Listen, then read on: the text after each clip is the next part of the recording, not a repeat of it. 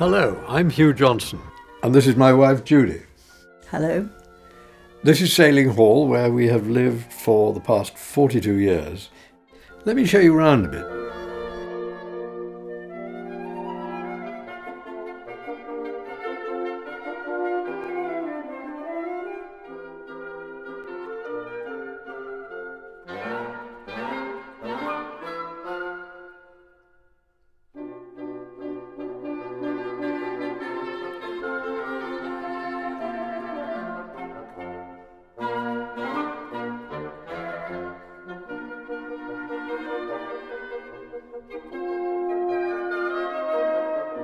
In the hall is this portrait of Sir John Hollis, who was the first Earl of Clare, Clare being just up the road from Great Sailing over the Suffolk border.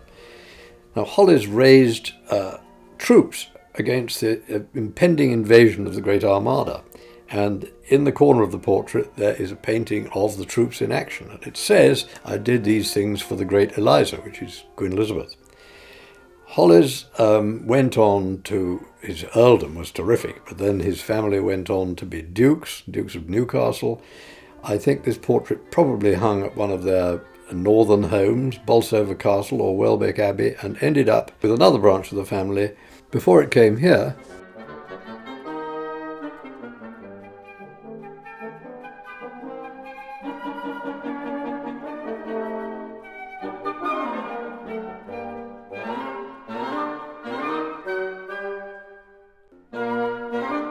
There are a number of paintings by our great friend John Aldridge, who died, it's 30 years ago now, who was one of the Bardfield school of painters, along with Edward Borden, Eric Revilius.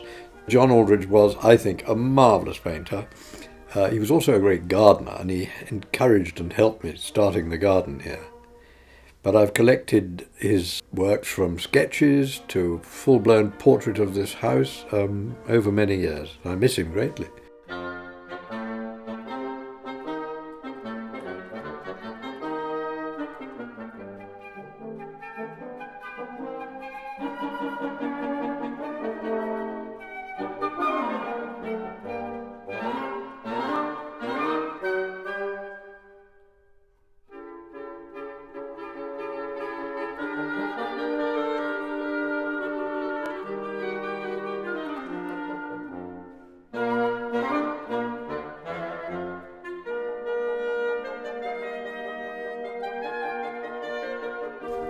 In the drawing room is one of my favourite portraits. It's by Sir Joshua Reynolds, and it's of a young lady called Lady Ray. It's hard to tell how young she is. I would say about 19 or so. And it's in his letters and account books that she paid an extra 5 guineas for the frame. It was a top quality frame, and it's still there, and it's absolutely beautiful. The lovely thing is that she apparently still had the portrait with her when she died at aged 85. So all her long and lovely life she had this portrait. That's the kind of thing I love about paintings.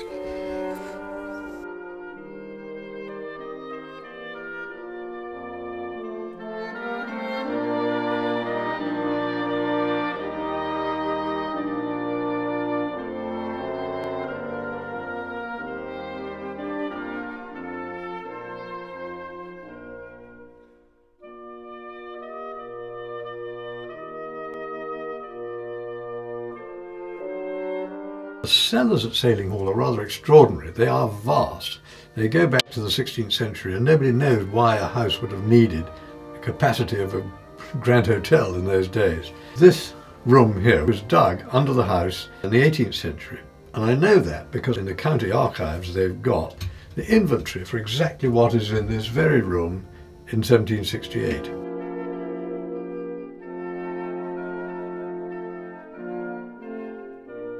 But here I have treasures that I've amassed over the years, like this, for example.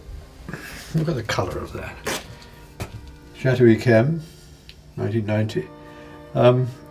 Bottles like that, one sits on for years and years, anticipating the glorious moment when the cork comes out, and then with friends you have a ball.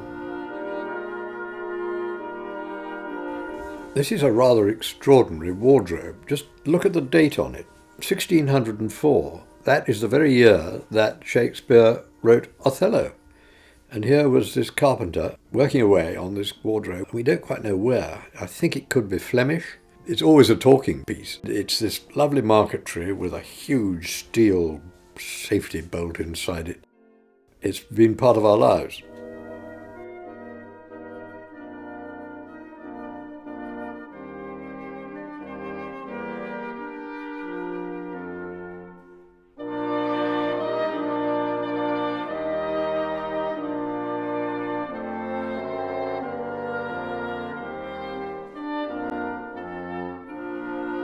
Here in the conservatory is one of my favourite pieces of sculpture, which is a Greek marble, the product of an Athenian revival in the middle of the 19th century, when they reopened the Pentelic quarry, which is the one that the Parthenon came out of. And it is signed by the sculptor, whose name was Stephanos Barkoutis, pupil of Drosis, who was the great sculptor in Athens at the time. It's a beautiful figure of Dionysus, the god of wine, same chap as Bacchus, with his pet, who's a little leopard. I used it at the beginning of my television series, Vintage, A History of Wine.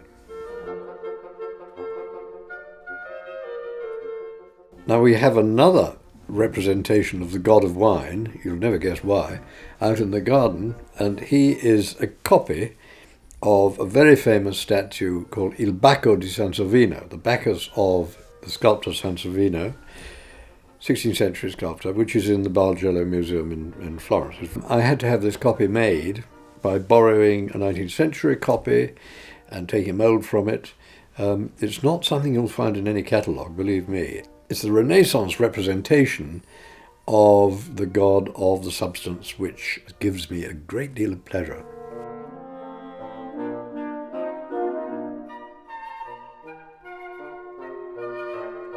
I love Japanese gardens. I certainly haven't made a Japanese garden, but from my travels in Japan, I brought back one or two pieces.